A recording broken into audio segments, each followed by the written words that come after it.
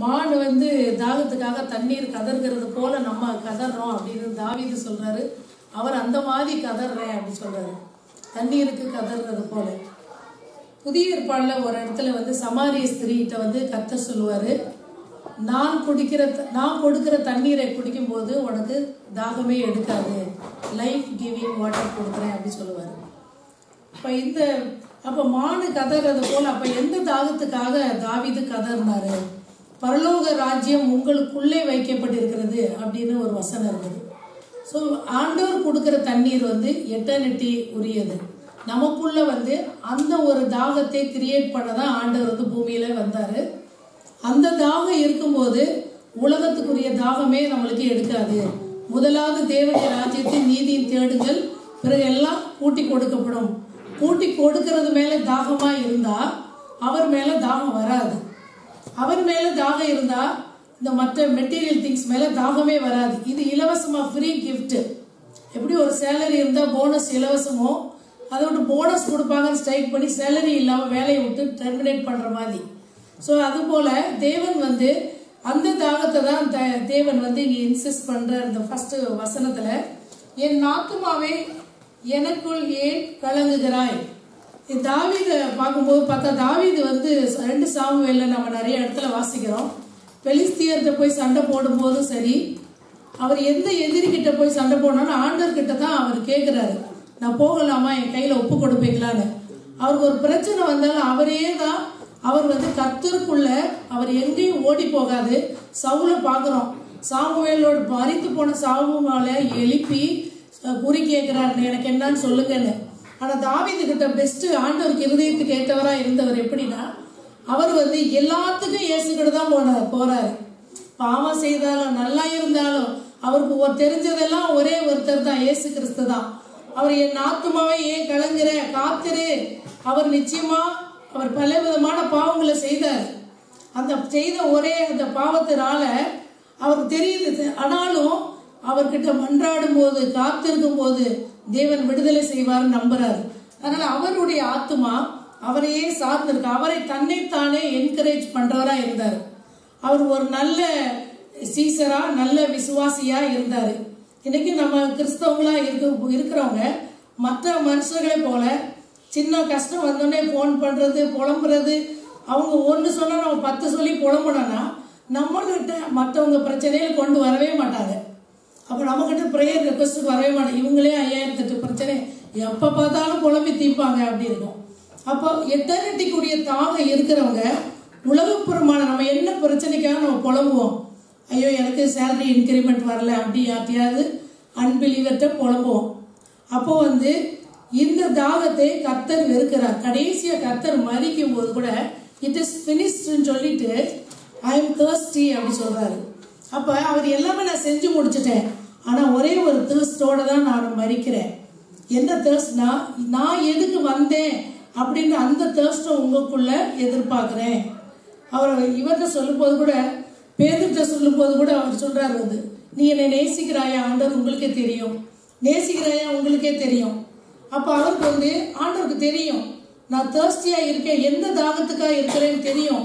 ஆனாலும் நீங்க மரிக்க வரைக்கும் நீங்க மெட்டீரியல் திங்ஸை தான் தேடி தேடி ஓடுவீங்க. நான் என்னை தேடுறவங்க, என் மேல thirsty-ஆ இருக்கிறவங்க, நீங்க உலகத்தை தேடவே மாட்டீங்க. எரேமியா 29ல போட்டிருக்க அழகா, I have plans to give you hope and future. I have plans to prosper you அப்படி போட்டிருக்கு. அப்ப அவர் சொல்றாரு, என்ன தேடும் போது நானே பிளான் பண்ணி உங்களுக்கு எல்லாமே வச்சுட்டேன். உலக தோற்றத்துக்கு முன்னால உங்க பேரை அறிந்து வைத்த தேவன் இவங்களுக்கு இந்த ஆசீர்வாதம் அப்படின்னு அசைன் பண்ணி வச்சிருக்கிறாரு. ஆனா நம்ம வந்து எட்டர்னிட்டியை தேடும் போது இந்த ஃப்ரீ கிஃப்ட்டை பெற்றுக்கொள்வோம்.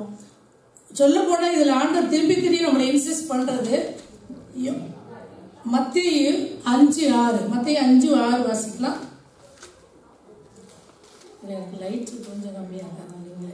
நீதியின் மேல் பசிதாகம் உள்ளவர்கள் பாக்கியவான்கள், அவர்கள் திருப்தி அடைவார்கள். நீதிமை இந்த thirst, ஒரு thirst சொல்றாரு, நீதியை செய்யறதுக்கு தாகமா இருக்கிறவங்க அவர்கள் தான் திருப்தி அடைவாங்க. நீங்க வந்து இப்ப நீதிமானின் பிள்ளைகள் அப்பத்துக்கு அலைந்து திரிவதில்லை ஒரு வசனம் சொல்லியிருக்கிறாரு. நம்ம இஷ்டம் போல வாழ்ந்துட்டு நான் நீதிமானா மாத்திருக்கீங்கன்னு சொன்னீங்களே, அப்பத்துக்கு கஷ்டப்படுறனே அப்படி சொன்னா கர்த்தர் வந்து நிச்சயமா அதுக்கு பதில் கொடுக்க மாட்டாரு. என்ன போட்டிருக்க, நீதியின் மேல் பசித்தாகம் உள்ளவர்கள் பாக்கியவான்கள், அவர்கள் திருப்தி அடைவார்கள். உங்களுடைய தாகம் நீதியை செய்யறதுக்கு தாகமா இருக்கணும் அப்படின்னு இங்கே ஆண்டவர் சொல்றாரு. இன்னொரு இடத்துல பார்த்தோம்னா நீதிமொழிகள் 25:21 எப்படி நம்மளுடைய தாகத்தை ஐடென்டிஃபை பண்றது, நிஜமாவே நம்ம தர்ஸ்ட் வந்து எட்டநெட்டிக்கு உரியதா இருக்குதா? நம்ம இந்த வசனத்தை வாசிக்கல. நீதிமொழிகள் 25:21 உன் சத்துரு பசியாயிருந்தால் அவனுக்கு புசிக்க ஆகாரம் கொடு, அவன் தாகமாயிருந்தால் குடிக்க தண்ணீர் கொடு. எட்டர்னிட்டிக்கு உடைய தாகம் இருக்கிறவங்க இந்த காரியங்களை ஃபர்ஸ்ட் வந்து நீதியை செய்யறதுன்னு சொன்னாரு. நீதியை எப்படி செய்யறது இதுல ஆண்டவரே எழுதி வச்சிருக்கிறார். இந்த நீதிமொழிகள் 25:21 உன்னை சத்துரு பசியா இருக்கும்போது, நம்ம ஃப்ரெண்ட்ஸ் வந்து இப்போ எங்க பர்த்டே பார்ட்டிக்கு $25 கிஃப்ட் கார்டு கொடுத்தா இன்னொருத்தவங்க $50 கிஃப்ட் கார்டு கொடுக்கறது அது வந்து பெரிய விஷயமே கிடையாது. ஹிந்துஸும் பண்றாங்க, முஸ்லீமும் பண்றாங்க. சத்துருவா இருக்க நம்மள சத்துருவோன்னு சொல்லிட்டு இருக்கிறவங்க, நம்மள வந்து பார்க்கவே கூடாது எதிரியா நினைக்கிறவங்களுக்கு போஜனம் கொடுக்குறது, அவங்களுடைய இக்கட்டுல உதவி செய்யறது, அவங்கதான் நீதியின் மேல் பசித்தாகம் உண்டவங்க. நீதியை செய்யறதுக்கு தேவ நீதி அதான். சிலுவையில மறிக்கும் போது கூட இவர்கள் அறியாது செய்கிறார்கள், இவர்களை மன்னியணும்.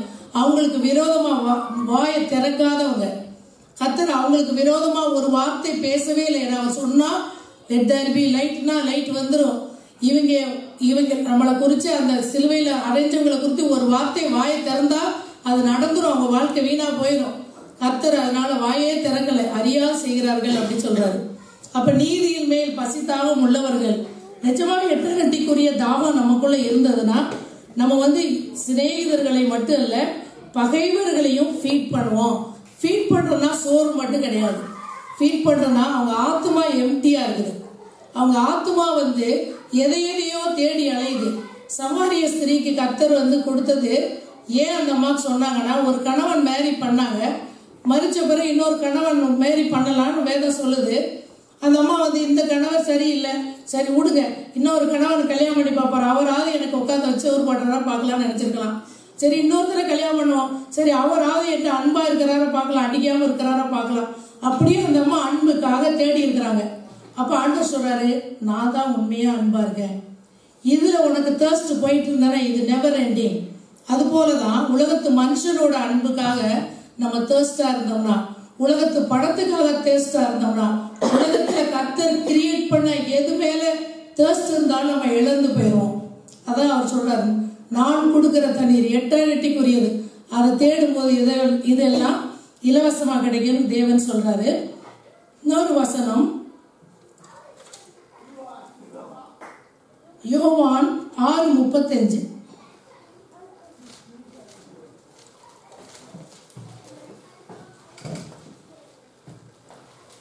இயேசு அவர்களை நோக்கி, ஜீவ அப்பம் நானே, என்னிடத்தில் வருகிறவன் ஒரு காலும் பசி அடையான், என்னிடத்தில் விசுவாசமாய் இருக்கிறவன் ஒரு காலும் தாகமடையான். அப்ப காடு சாதாரணமா ஒரு விசுவாசியா இருந்தாலே நமக்கு வேற தர்ஸ்ட் வராதுன்னு சொல்றாரு.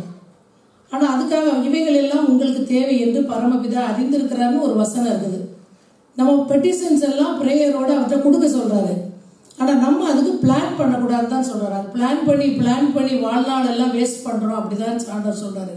உங்களுடைய பிளான்ஸ் எல்லாம் எட்டர்னிட்டிக்கு உங்களுக்கு எப்படி இலவசமா ஃப்ரீலி ரிசீவ் ஃப்ரீலி கிவ், எப்படி இயேசு கிறிஸ்து உங்களுக்கு ஃப்ரீயா வந்து உங்க இதயத்துக்கு வந்தாரோ, அது போல அநேகர் ஆண்டவர் அறியாத வேதனையோடு இருக்கிற மனுஷருக்கு இயேசு கிறிஸ்துவை கொடுக்கிற தேர்ஸ்ட் தவிர எந்த தேர்ஸ்டுமே நமக்கு இருக்கக்கூடாதுன்னா அந்த தேர்ஸ்ட் இருக்கக்கூடாதா, கிடைக்காதா, அதெல்லாம் கர்த்தர் கொடுப்பாரு. முதலாவது தேவனுடைய ராஜ்யம் தேடுங்கள், பிறகு எல்லாம் கூட்டி கொடுக்கப்படும். இதுல கொடுக்கிற நான் கொடுக்கிற அப்பம், நானே ஜீவ அப்பம். நானே ஜீவ அப்பனா நம்ம வந்து அதை ஒரு சிம்பாலிக்கா பண்றோம். அவரை ட்ரஸ்ட் பண்ணும்போது நமக்கு வந்து ஆத்மா திருப்தி, நிலத்தையும் கொழுப்பையும் உண்டது போல என் ஆத்மா திருப்தியா இருக்கிறதுன்னு பழைய ஏற்பாடு வசனம் இருக்குது. அப்ப நிலத்தையும் கொழுப்பையும் உண்டது போல என் ஆத்மா திருப்தியா இருக்கு. ஆத்மா வந்து கொழுப்பு சாப்பிடுமா? ஆத்மா வந்து எதையா சாப்பிடும், மாமிசம் சாப்பிடுமா, சிக்கன் சாப்பிடுமா? ஆத்மா ஒன்றும் சாப்பிடாது. ஆத்மா வந்து என்ன சாப்பிட்டாலும் நம்மளுக்கு திருப்தியா இருக்காது. என்ன சாப்பிட்டா, ஃபார் எக்ஸாம்பிளுக்காக சொல்றேன், நம்ம ஊர் எம்எல்ஏ கொண்டு போயிட்டு கூவத்தூர்ல அடைச்சு வச்சிருந்தாங்க, சரியா? அவங்க எல்லாம் சாப்பிட்டாங்க, எல்லாம் என்டர்டைன்மெண்ட் இருந்தது, அவங்களுக்கு சமாதானம் இருந்ததா? நம்ம எவ்வளவு கஷ்டங்களை சாட்டர்டே சண்டே கூட நம்மளுடைய கஷ்டங்கள் மத்தியிலும் தேவனை தேடணும், நமக்கு சமாதானம் இருக்கா, அவங்களுக்கு சமாதானம் இருக்கா? அப்ப ஆத்மா சாப்பிடணும்.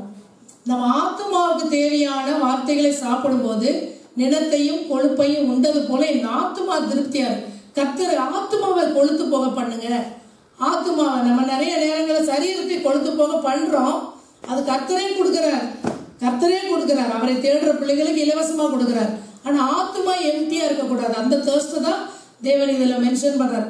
நம்மளுக்கு அந்த தேர்ஸ்ட் எவ்வளவு தேடினாலும் குறைவே இருக்காது.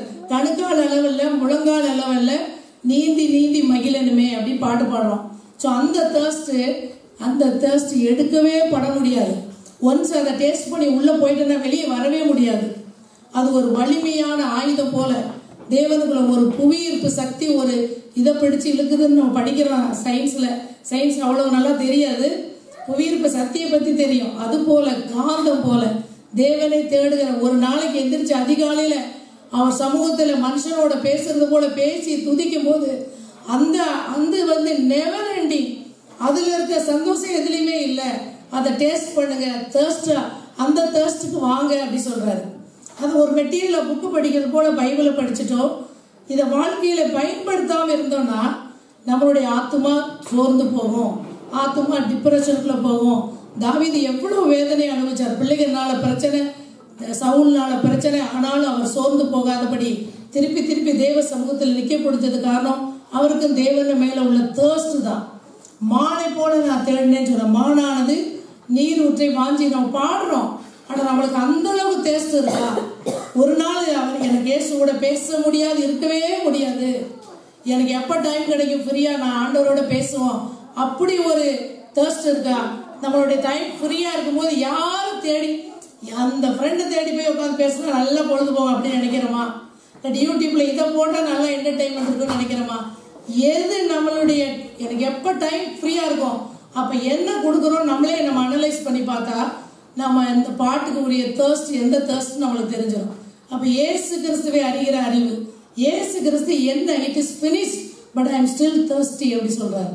அப்ப தர்ஸ்டி நான் விட்டுட்டு போறேன். நான் இந்த கிறிஸ்டியன் சொல்றேங்க, லிவிங் கிறிஸ்டா வாழுங்க, லிவிங் கிரைஸ்டா. 5 கலாத்தியர் 5:26 ஒரு வசனம் இருக்குது. 5:26 5:14 உன்னிடத்தில் நீ அன்பு கூறுவது போல பிறனிடத்திலும் அன்பு கூறுவாயாக என்கிற இந்த ஒரே வார்த்தையிலே நியாய பிரமாணம் முழுவதும் நிறைவேறும். உன்னிடத்தில் நீ அன்பு கூறுவது போல பிறனிடத்திலே அன்பு கூறுவோம். நியாய பிரமாண சட்டமே இல்லைன்னு சொல்றாரு. எல்லாரையும் நேசிக்கிறோம், எல்லாரையும் நம்ம நேசிக்கிறோம். எப்படி அனலைஸ் பண்ணலாம்னா, நம்ம ஆண்டவரை அறியாத, ஆண்டவரை அன்பு செய்கிறேன், பக்கத்துல இருக்கிறவங்க அன்பு செய்யாம தேவனை அன்பு செய்கிறேன்னு சொல்றது பொய்ன்னு சொல்றாரு. எல்லாத்தையும் அன்பு செஞ்சவங்களுக்கு சட்டமே கிடையாது. அப்ப எல்லாத்தையும் அன்பு செய்யறோன்ட்டு கிஃப்ட் வாங்கி கொடுக்கறதா, இல்லாட்டி அவங்கள அன்பா பேசுறதா, அவங்களுக்கு பிடிச்ச மாதிரி அவங்கள அப்படியே பேசிட்டே அவங்களை அப்படி புகழ்றதா இல்லை. அவங்களுக்கு அந்த ஜீவ தண்ணீரை பெற்றுக் கொடுக்கிறது. அந்த இருதயம் சோர்ந்து போன இருதயத்துல எப்பொழுதும் சந்தோஷம், எப்பொழுதும் சமாதானம், எட்டர்னிட்டி தான் என் வாழ்க்கை, பரலோக ராஜ்யம் உங்களுக்குள்ளே இருக்கிறது. அதை நம்ம காத்துக்கொள்ளும். ஒரு இடத்துல போறதுக்கு உங்க நீதியின் வஸ்திரம் அவிந்து போகாது பாதுகாத்துக் கொள்ளுங்கள்.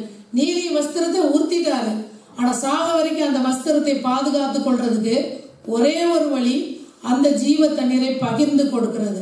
அந்த ஜீவத்தை அன்பு செய்தோம்னா ஒருத்தவங்களை இயேசுன்ற வார்த்தை அவங்க காதுல சொல்லாம நம்ம இருக்கவே முடியாது. அன்பு செய்யறதுக்கு அடையாளமே எத்தனை பேர் மிடில் ஈஸ்ட்ல சாகுறாங்க, ஒரிசால செத்துருக்குறாங்க, சாகுறாங்கன்னா அந்த அன்பை பத்தி சொல்லிட்டோம். ஏன்னா அவங்களுக்கு தெரியும் ஒன்னே ஒண்ணு, இயேசு கிறிஸ்து ஐ எம் ஸ்டில் தர்ஸ்டின்னு சொல்லிட்டு மரிச்சாரு. தர்ஸ்டின்னு சொன்னது காரணம் என்ன போல நீங்க செய்யணும். நீங்க அப்படி செய்வீங்களா? நீங்க செய்யணும். அந்த தர்ஸ்ட் உங்களுக்குள்ள வரணும். பரலோக ராஜ்யத்துக்குரிய தர்ஸ்ட் மனுஷன் மத்தியில வைரஸ் போல கிரியேட் பண்ணணும். இயேசுன்னு ஒரு நாமத்தை கேட்டுட்டாங்கன்னா, ஒருத்தவங்க காதல கேட்டா ஒரு வித்தியாசம் வரும், அவங்க பிரைன் செல்ஸ்ல வித்தியாசம் வரும், அவங்க இருதயத்துல ஒரு மாற்றம் வரும். இயேசுன்ற வார்த்தை, என் நாமத்திலே எதை கேட்டாலும் அதை செய்வேன்னு சொல்றாரு. அந்த நாமத்தை ஒரு ஹிந்துஸ் மத்தியில, ஒரு முஸ்லீம் மத்தியில ஒரு 10 தடவை சொல்லி பாருங்க, ஒரு சின்ன வைப்ரேஷன் இருக்கும். ஏன்னா அவர் தான் கிரியேட்டர், அவங்கள கிரியேட் பண்ணவர், அவங்க தான் அந்த பிரெயின் செல்ல கிரியேட் பண்ணவர். மூச்சு காத்து அவங்களுக்குள்ள இயேசு கிறிஸ்து கொடுத்த இலவசமான சுவாசம். அதான் சொல்றாரு, என்னை நீங்க நேசிக்கிறீங்கன்னா என்னை பத்தி சொல்லுவீங்க, என் நாமத்தை எல்லார்கிட்டையும். அப்படி எல்லார்ட்டையும் அன்பு கூறுறவங்க, நியாயபுரமான சட்டமே இல்லை, எல்லாரையும் நேசிச்சு இயேசு கிறிஸ்துவை பற்றி, அந்த ஜீவ தண்ணீரை பற்றி, எம்டியா உலர்ந்து போயிருக்கிற நம்ம பாக்குறோம். நம்ம ஐடியில் தான் வேலை பார்க்கிறோம், எவ்வளவு பேர் பார்க்கிறோம். ஒரு நாளும் எவ்வளவு பெரிய பணக்காரனாலும் வந்து எந்த நேரம் புலம்புறாங்க, எந்த நேரம் வேதனையோ இருக்கும். அவங்கள கம்பேர் பண்ணும்போது நம்மகிட்ட எதுவுமே இல்லை, ஆனா நமக்குள்ள இருக்கிற மன நிறைவு இருக்கு. இதை பகிர்ந்து கொடுக்கணும்ன்ற ஆண்டவர் சொல்றாரு. நமக்கு இதுல வாங்கி ஃப்ரீயா வாங்கி வச்சுட்டு சும்மா இருக்கக்கூடாது. அதுதான் அந்த ஒரு தாளந்தை வாங்கி புதைத்து வைத்த மனுஷனுக்கு ஒப்பாய் இருக்கிறது. அவன் பற்கடிப்பு உள்ள இடங்களுக்கு போனான் அப்படின்னு பாக்குறோம் நம்ம. அதான் அந்த லிவிங் வாட்டரை வாங்கினவங்களுக்கு பிரேயர் ரெக்வஸ்ட்லயே, ஆண்டவரே இதை தாங்க, வீடை தாங்க, காரை தாங்க, பணத்தை தாங்க, இந்த கதையே வராது. நம்மளுடைய அது அண்டர்ஸ்டாண்டிங். அதுதான் சொல்றாரு, ப்ராவர்ப்ஸ்ல சொல்றாரு, ஞானத்தை நோக்கி கூப்பிடு, அவர் தான் ஞானம். எந்த ஞானம் சொல்லி கொடுப்பாரு. நீ ஏதோ ஒரு ஞானத்தை தப்பா புரிஞ்சு வச்சிருக்கோம். ஆனா அந்த ஞானம், பிசாசானவன் உங்களை எப்ப கொண்டு போய் வலையில போட்டு நரகத்துல போடலாம் ரெடியா இருக்கிறான். அந்த எட்டர்னிட்டிக்கு வரணும் நீங்க எப்படியாவது. ஆனா நீங்க மட்டும் வரக்கூடாது, தாளந்த புகழ்ச்சி வைக்க கூடாது. நம்மளை சுத்தி இருக்கிறவங்க எவ்வளவு பேர் சொல்ல முடியுமோ, அட்லீஸ்ட் ஒரு வார்த்தை, இந்த நாமத்தை மற்றவர்கள் சொல்லும்படியா சூழ்நிலை எதிர்பார்த்து, சந்தர்ப்பத்தை எதிர்பார்த்து அந்த தர்ஸ்டை கிரியேட் பண்றது, அந்த தாகத்தை கிரியேட் பண்றது.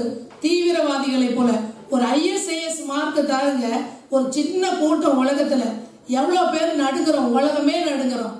அப்ப நம்மளை பார்க்கறவங்க வந்து இயேசுவை ஏற்றுக்கொள்ளணும் அப்படின்னு நினைக்கிற அளவுக்கு அவர் என்ன சொல்றாருன்னா, நம்ம அவங்கள போய் கண்டிக்கிறது இல்லை, அவங்க குறைகளை சுட்டி காட்டுறது இல்லை, அவங்களை நேசிக்கிறது.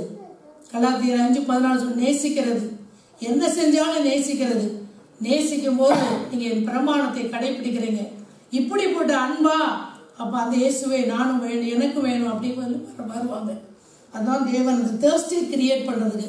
ரீசெண்டா ஒரு நாள் ஜெபம் பண்ணும்போது கூட தேவன் வந்து ஒரு சின்ன வெளிப்பாடு தான் இருந்தது. உங்களுக்கு வந்து எல்லா ஜாப் ஆஃபர் கொடுக்கும்போது இந்த ஜாப் பண்ணும், உங்க ஜாப் டியூட்டிஸ் கொடுப்பாங்க. கிறிஸ்தவனுக்கு job offer letter is just to love everybody. Simple job. ஒரு கிறிஸ்தவனா வர்றவனா சால்வேஷன் கிடைச்சிச்சு, ரட்சிக்கப்பட்டோம் அப்படின்னா start loving. Job is to love everybody. இது ஆண்டு ரீசெண்டா நான் ஜெபம் பண்ணும்போது எனக்கு ரொம்ப அருமையா கர்த்தர் வெளிப்படுத்தினார்.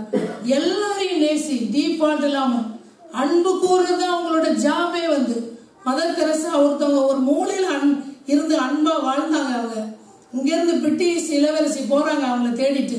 அப்ப நம்மளை சுத்தி இருக்கிறவங்க அன்பு கிடைக்காதனாலதான் எங்கெங்கயோ போறாங்க, ஏதோ ஒரு கோயிலுக்கெல்லாம் போறாங்க. அததான் நம்ம மிகவும் ஜெபித்து காத்திருந்து வலையை பிடித்து பேதுரு இருந்தது போல ஜெபித்திருந்தா மீன்கள் தன்னான கர்த்தர் அனுப்பி வைப்பார்.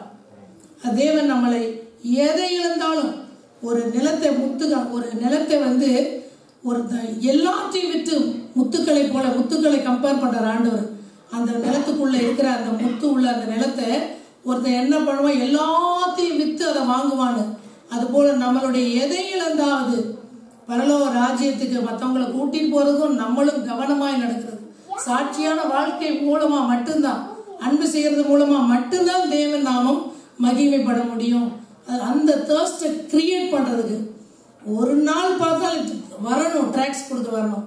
ஒரு நாள் எல்லாத்துக்குமே நமக்கு சந்தர்ப்பங்க இருக்கு, எல்லாத்துக்குமே டைம் இருக்கு. இயேசுக்காக டைம் ஸ்பெண்ட் பண்ணணும். நம்ம ஸ்பெண்ட் சொல்றவங்க இல்லாம யாருமே கேட்க முடியாது, விதைக்கிறவங்க இல்லாம அறுக்க போக முடியாது, விதைக்கவே இல்லாம நம்ம அறுக்க ட்ரை பண்றோம். அதான் நம்மள்ட்ட உள்ள ப்ராப்ளம். நம்ம விதைக்கணும் ஒரு காலத்துல, அறுக்க ஒரு காலம், விதைக்க உள்ள காலம், கண்ணீர் விட ஒரு காலம், களி கூற ஒரு காலம் எழுதி வைத்திருக்கிறாரு. அப்ப நம்ம விதைக்கணும். விதைக்கிறது அன்பு கூறுறது. சும்மா கூட பர்த்டேன்னு ஒரு டம்ளர்ல ஒரு கப்ல பாயசம் எடுத்துட்டு பக்கத்து வீட்டுக்கு போய் தான் ஆகணும்.